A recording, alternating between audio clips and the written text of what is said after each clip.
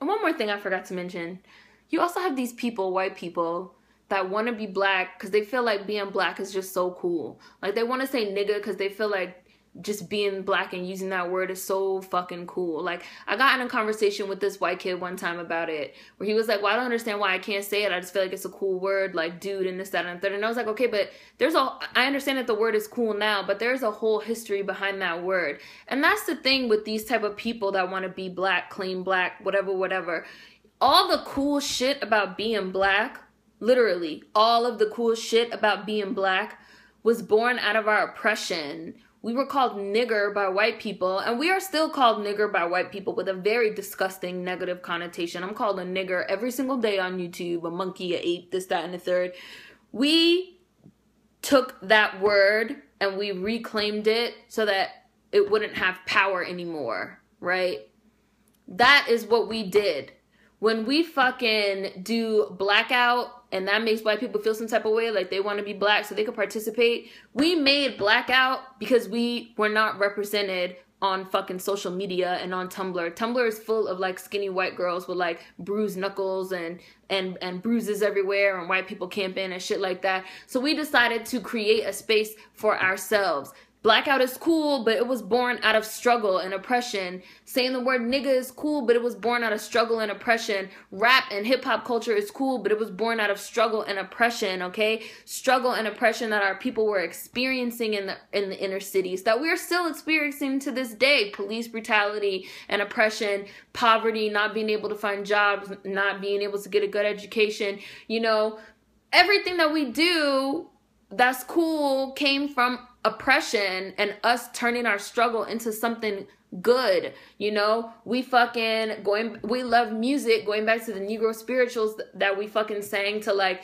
get ourselves through the day when we were in chains. That is something that is cultural. That is not something that can be learned. That is not something that can be picked up, and especially not by white people. Like, how are you gonna be the oppressor? How are you gonna oppress somebody and then say, you know what, the shit that came out of my oppressing you was so cool that I want to take that too?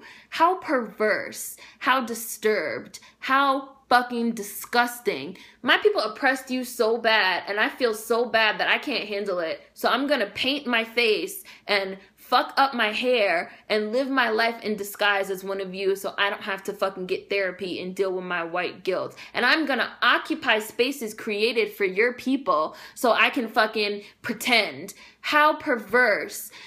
White people have this thing where they want to be oppressed. I talked about this in my Oppression Olympics video. You know, people want to be oppressed so bad. Like, especially in this country, white people can't deal with the guilt. They have white fragility and they cannot deal with the guilt. So what they want to do is they want to invert our oppression and make it their own, so that they can say, I'm a victim of oppression. You're oppressing me. You're the real racist. You're the racist one by talking about race. You're the racist one by calling me white people, because they can't handle the guilt of what they did. So they want to be oppressed so that they don't have to deal with it emotionally or mentally, okay? And it's perverse and it's fucked up. You don't oppress people and then try to appropriate their oppression and fucking infiltrate into their culture so that you don't have to deal with your white guilt. It's disgusting. It's disgusting and it's perverse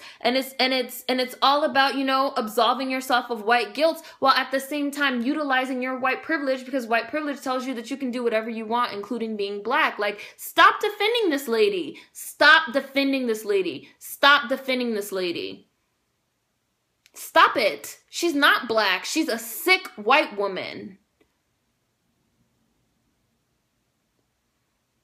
Who could do that? Who could even come up with that idea?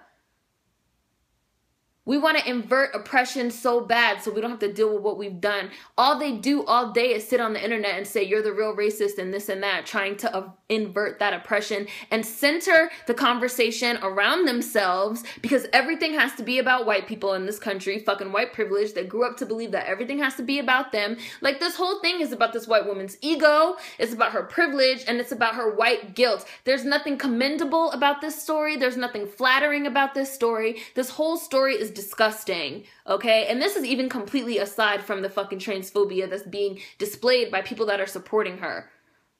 Y'all really need to fucking chill and read.